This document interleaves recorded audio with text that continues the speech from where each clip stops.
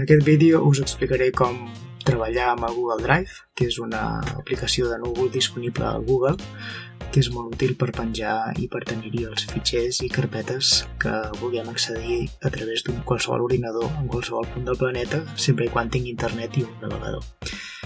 Per poder accedir al Google Drive, en primer lloc s'ha d'iniciar la sessió Google.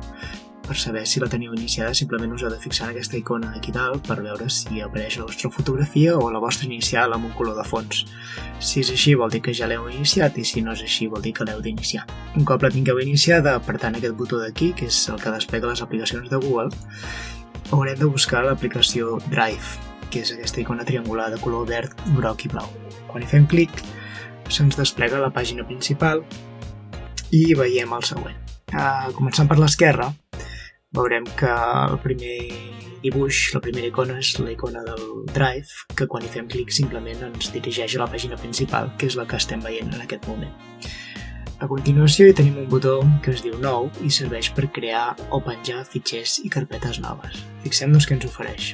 Quan hi fem clic, podem crear una carpeta nova, podem penjar un fitxer o podem penjar una carpeta que ja tinguem a l'ordinador, podem crear un document de text nou, un full de càlcul, una presentació, un formulari, o bé un dibuix, un mapa, una pàgina web, una pissarra digital o un script de programació.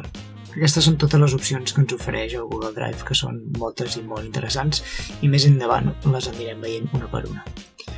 A continuació veiem que tenim la secció Prioritat. Aquí ens apareixerien tots els fitxers i carpetes que la intel·ligència artificial del Google considera que són els més importants. La següent secció es diu Àrees de treball i us les explicaré més endavant perquè és una mica més llarg d'explicar. A continuació hi tenim la meva unitat. La meva unitat podríem dir que és com l'arrel del nostre disc dur virtual. És el primer lloc, no? És el primer nivell d'organització del nostre núvol. I aquí tenim diverses seccions. Fixem-nos que la primera es diu Suggerida i ens apareixen els documents que també la intel·ligència artificial del Google considera més importants, ja sigui perquè els hem utilitzat més recentment o perquè els hem utilitzat amb més freqüència. A continuació tenim les carpetes que tenim creades i a continuació tenim la secció de fitxers, que són els fitxers que en aquest cas no estan a dins de cap carpeta, sinó que estan desats directament a l'arrel, a la meva unitat. És poc aconsellable tenir els fitxers desendreçats d'aquesta manera, més aviat seria recomanable tenir-los sempre a dins de carpetes i ben classificats per localitzar-los d'una manera més pràctica, tot i que més endavant us explicaré com localitzar els fitxers, malgrat això. Si fem clic en un d'aquests fitxers, ens desplega un apartat aquí al costat que ens expliquen coses dels fitxers i les carpetes. Si no s'us desplega aquest apartat, es pot activar a través de la icona de la informació, que està dit aquí, veieu? I ens detalla diverses coses sobre el fitxer. En primer lloc us fa una petita fotografia del document perquè podeu fer una petita ullada del que s'hi veu. A continuació us diu qui té accés i apareixen llistades totes les persones que poden accedir a aquest document en el nivell d'intervenció que sigui, ja sigui com a lector o com a editor o com a propietari. Totes les persones que poden veure aquest fitxer, o sigui, tots els comptes de Google que tenen accés a aquest fitxer sortirien llistades aquí. En aquest cas, aquest document només és meu i no l'he compartit amb ningú, per tant m'apareix no compartit. A continuació, a les propietats del sistema ens apareix quin tipus de document és, en aquest cas un document de text, quina mida té, quan pesa, l'espai d'emmagatzematge utilitzat, que ve ser el mateix, la ubicació, és a dir, en quina carpeta està allotjat. En aquest cas no està dins de cap carpeta concreta, sinó directament a la meva unitat, que és allò que us deia que caldria canviar. A continuació es veu qui és el propietari, que sóc jo, quan va ser l'última vegada que es va modificar, la data, quan va ser l'última vegada que es va obrir i quan va ser la data que es va crear. D'acord?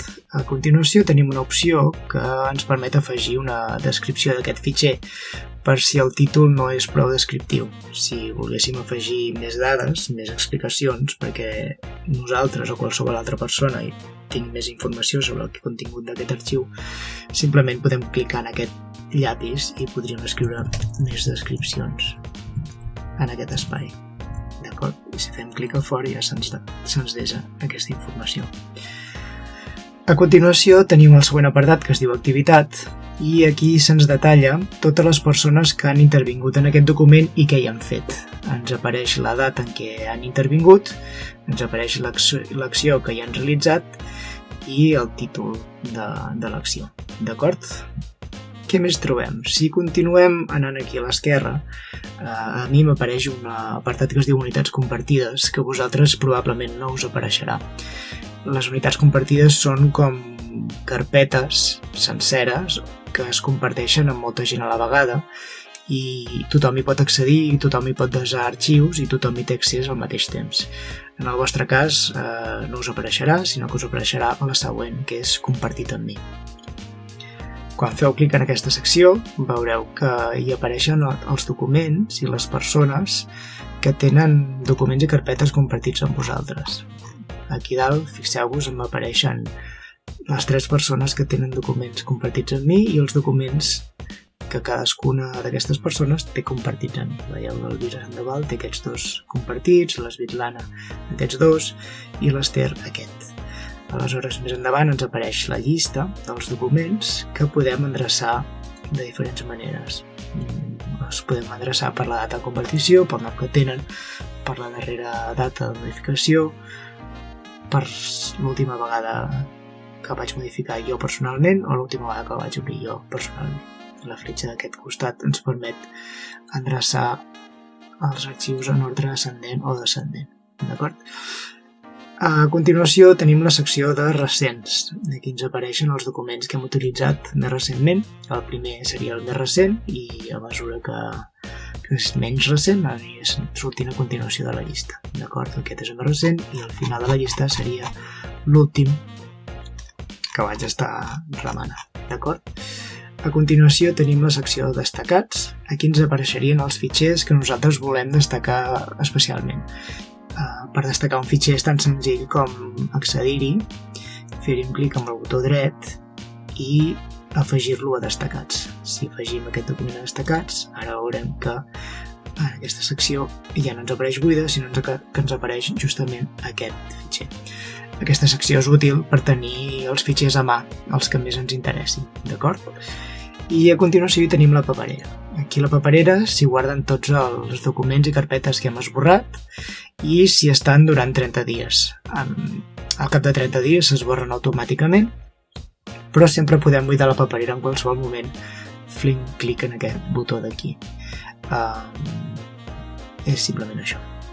I finalment hi tenim l'emmagatzematge, que ens surten tots els documents i arxius que hi ha en el nostre núvol, que els podem adreçar per l'espai que ocupen, i a continuació ens diu quant d'espai hem utilitzat en el nostre espai d'emmagatzematge. Si us fixeu en aquesta secció, a la dreta, ens apareix l'apartat còpies de seguretat. Si féssim clic, aquí ens apareixerien llistades totes les còpies de seguretat que els nostres dispositius que estan vinculats en aquest compte de Google hi desen. Per exemple, sabeu que el mòbil de tant en tant us fa còpies de seguretat automàtiques o el WhatsApp fa còpies de seguretat de les imatges i dels missatges i s'us desarien en aquest apartat d'aquí, l'apartat d'emmagatzematge a la secció de còpies de seguretat. Aquí us apareixerien llistades totes les còpies que s'han anat fent de tots aquests programes que fan còpies de seguretat de manera periòdica.